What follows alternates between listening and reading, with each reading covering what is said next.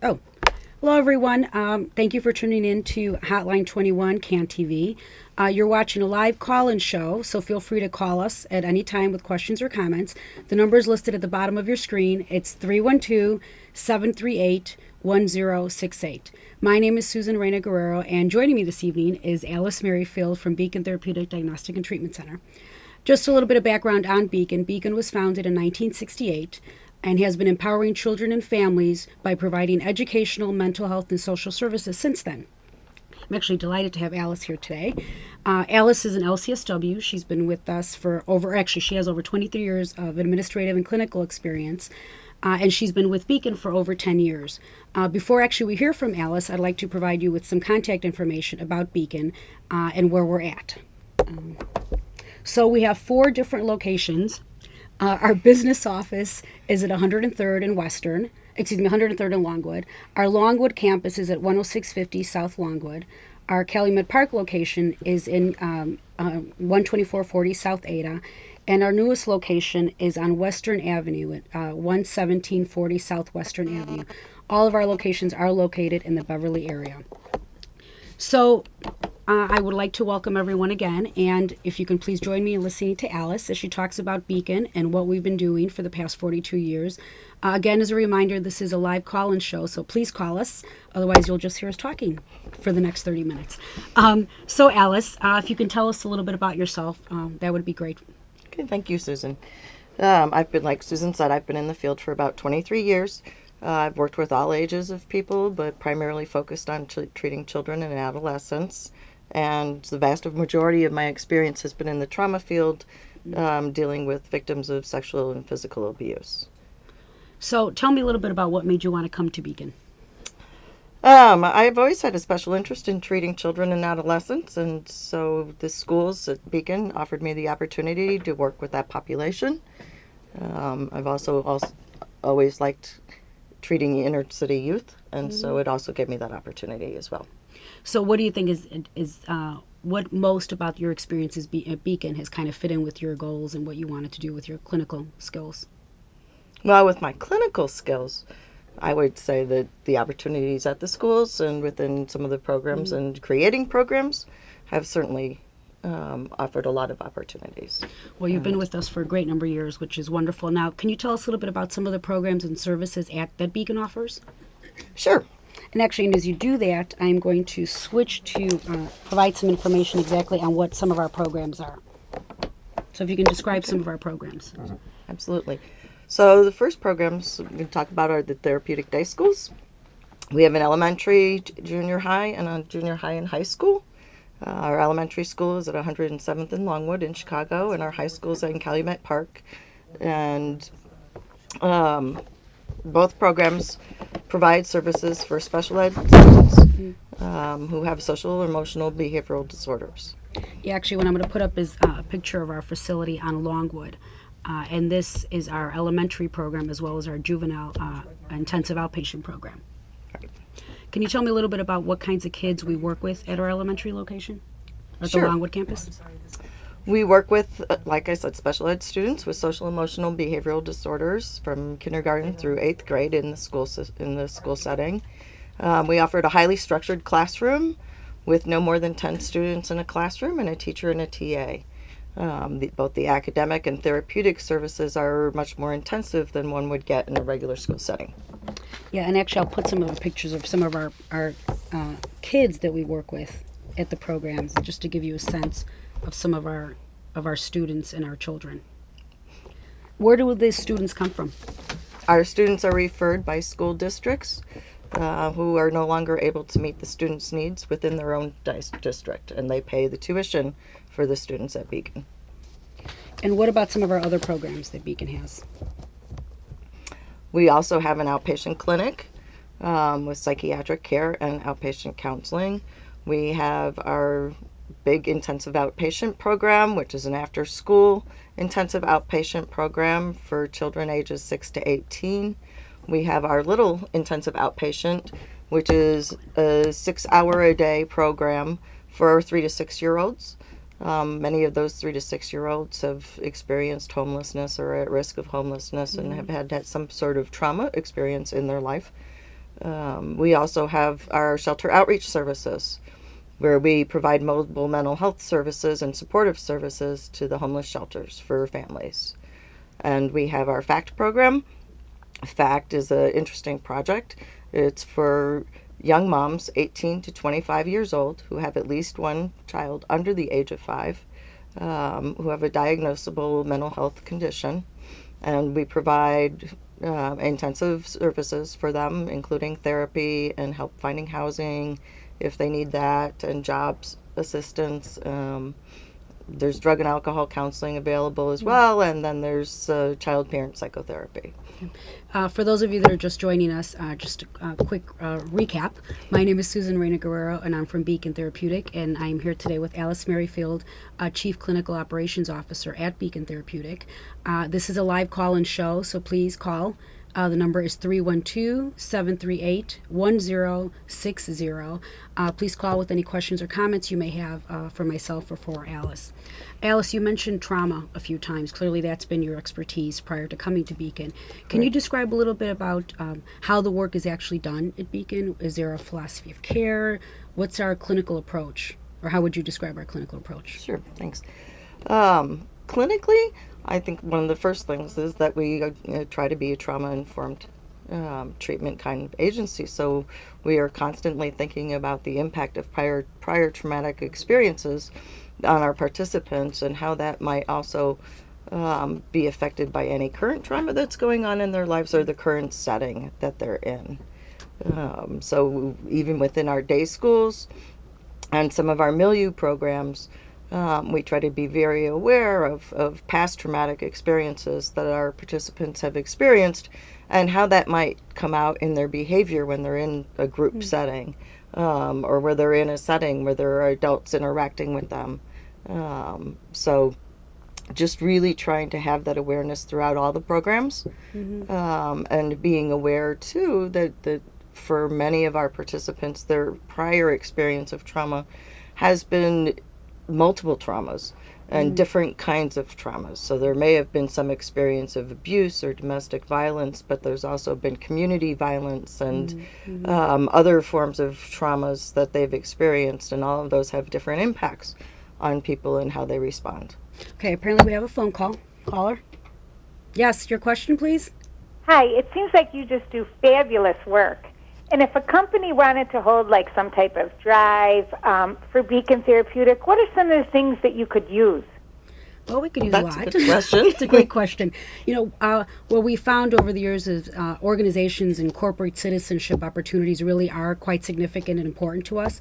So we've had things like, particularly around the holidays or around, certain times of the year where they will hold drives. So we've had mitten drives and we've had canned food drives, because clearly when we're housing our families, them having food is important. We've had linen drives. We've had some scouting groups do diaper drives or formula drives. So I think, corporations really can find a variety of ways. Interestingly enough, we just had some groups do like their dress down days where Beacon was the recipient of everybody paying, $5 to be able to wear casual clothes on a certain day. And it's obviously that's a monetary donation, but also in-kind donations really can make a difference. So those kinds of drives are really helpful. And of course, there's always sponsorship opportunities. Actually, I'll take this opportunity. We do have a very large fundraiser coming up. Oh, I think I lost it. Coming up around Christmas time, where we host individuals in the Beverly area and actually citywide, and it's always the first Friday in December. And this year we're very excited. It's our 18th annual fundraiser, and we're hosting we're honoring the 19th Ward Committeeman Matt O'Shea as our Brightest Light in Illinois recipient. Jim Kerrigan, who has been a very active board member, and we're awarding him with the Opening Doors to the Future Award. And then Mary Rinaldi and the Lionesses, who is an organization, an individual and an organization that's really taken on quite a supportive role in our work with the Warmest Heart in Illinois recipients. So that event is December 3rd. It's hosted at our Longwood campus, and for more information, for tickets, you can contact Peggy Rourke, and her contact information is there at 298-1243. Thank you. Alice, we're talking about philosophy of care, and you mentioned trauma. Are there other approaches that are utilized, other philosophical principles that we utilize in Yes, the work there that we do? Yes, there are. We also use harm reduction philosophies basically towards our treatment, and basically that is really about respecting people's choices in their lives, helping them make decisions about what direction they want to move in various aspects of their lives in order to reduce the amount of harm that they might be causing themselves or other people, but while still respecting what their goals are and what stages of change that they're in. How would that guide like the work with somebody who's using alcohol, for example, or someone that's using other illegal substances? It would be to work with the participant. Not necessarily their goal may or may not be sobriety.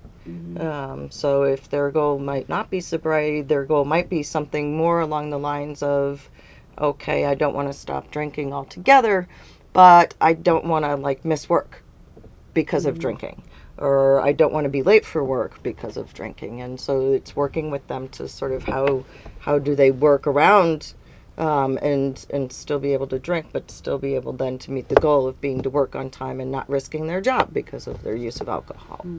And part of that would be is that also helping them, continually identify things that, maybe aren't working so well, with the goal, of course, getting them to hopefully stop using less of the substance that's causing them difficulty. Correct.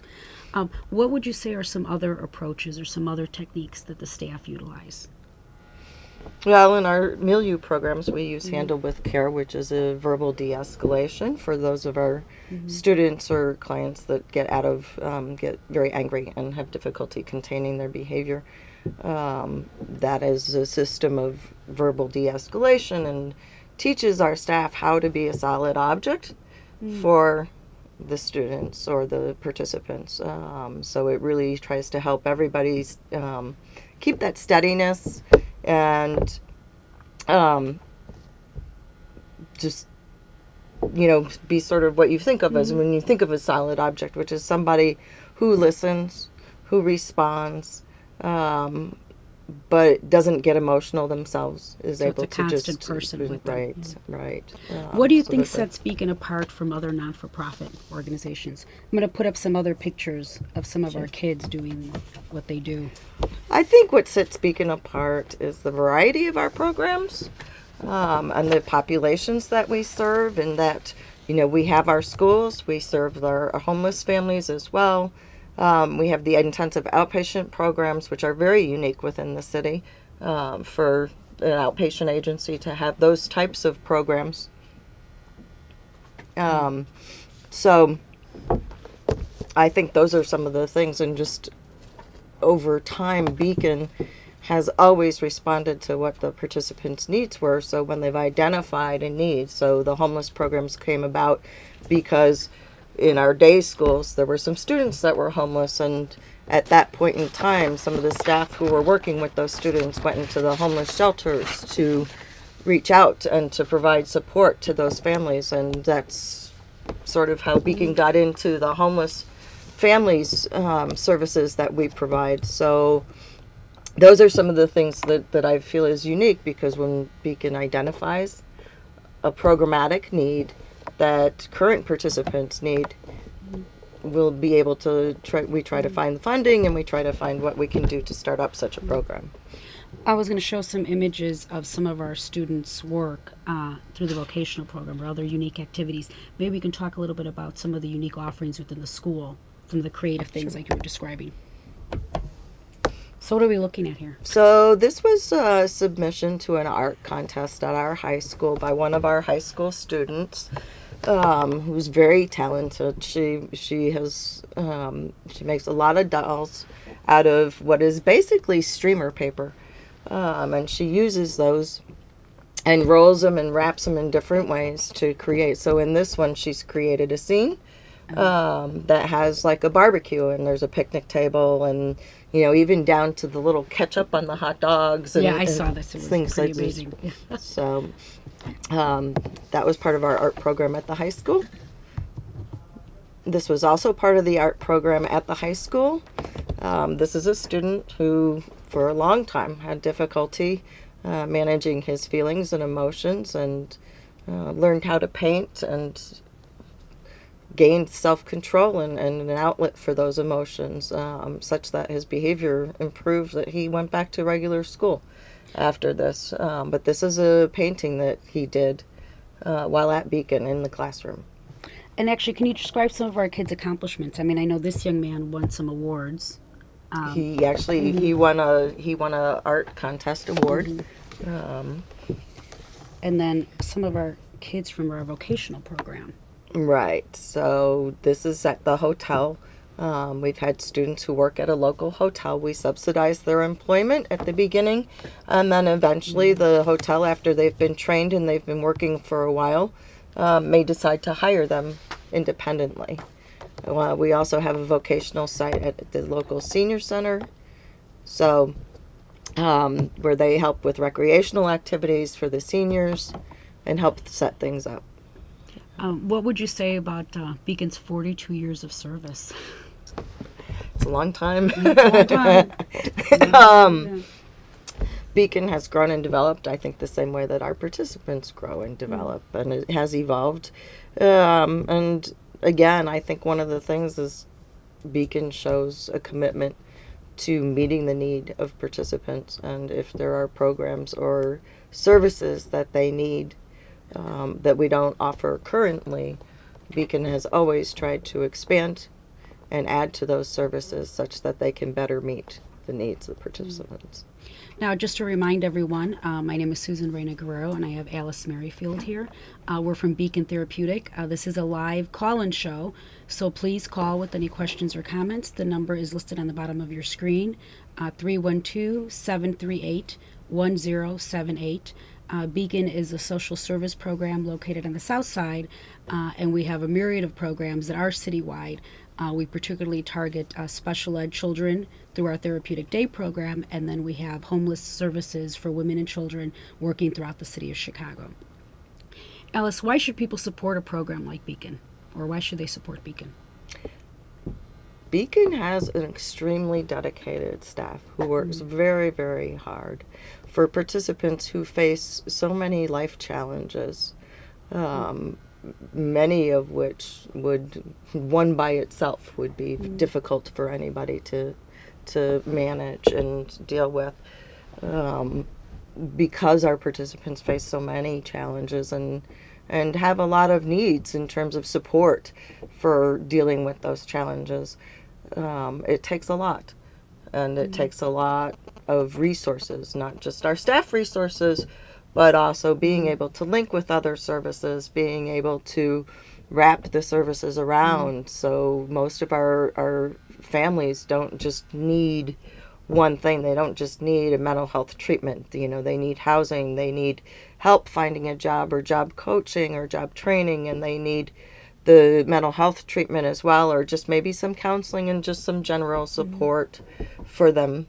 And they need maybe help in terms of their family relationships as well, because of all the stress that they've been through with being homeless and dealing with everything that they're dealing with. Many of them have lived in neighborhoods that are not safe, and experienced the community violence as well as the difficulties in their lives.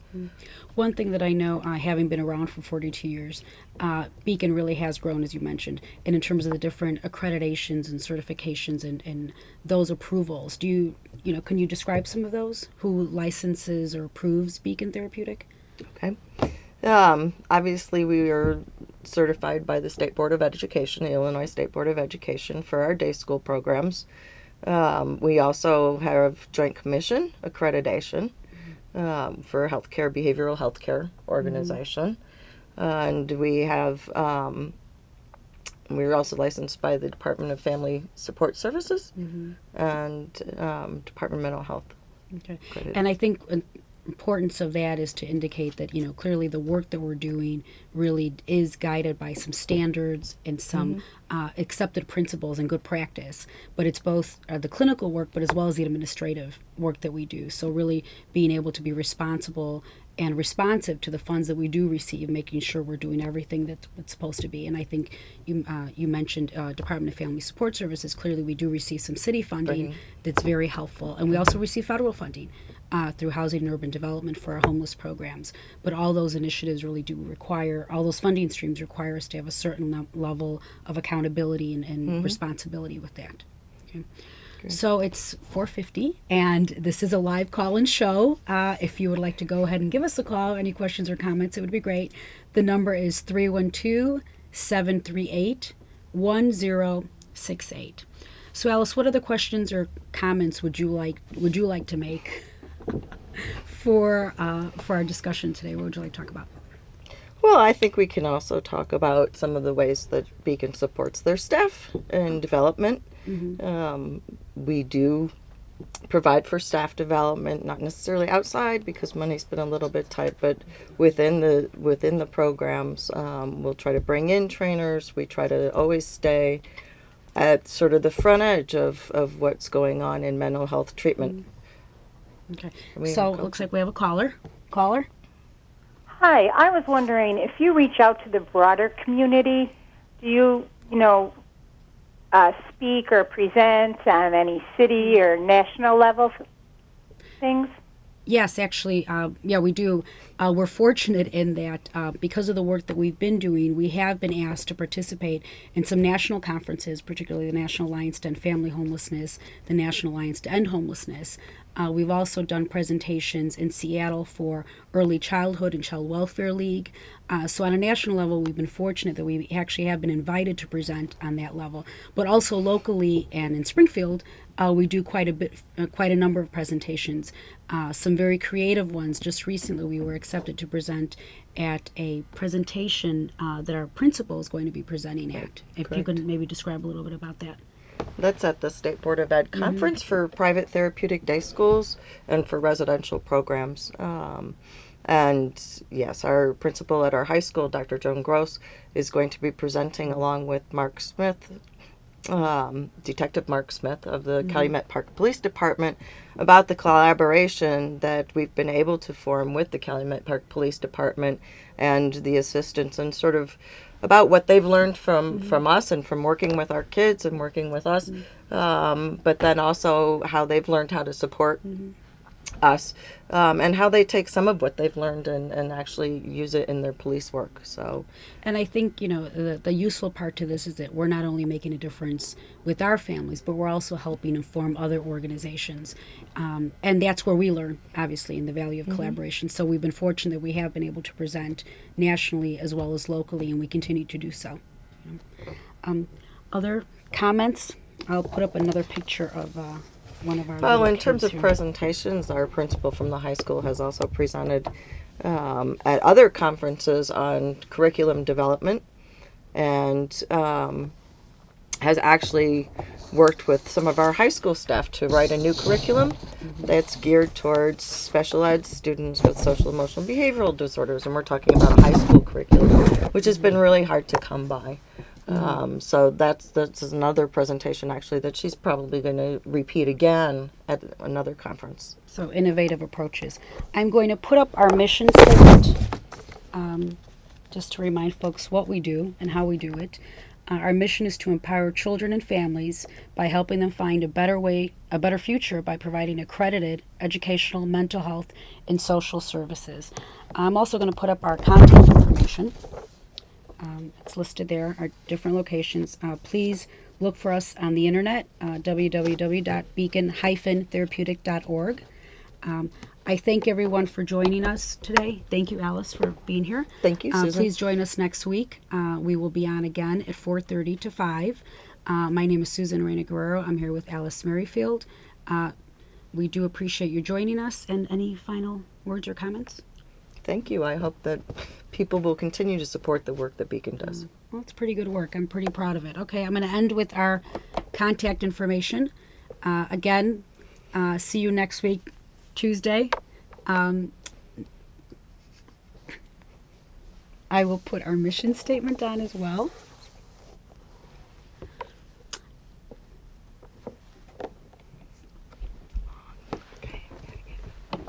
Well, thank you so much, Susan, for having me on the show.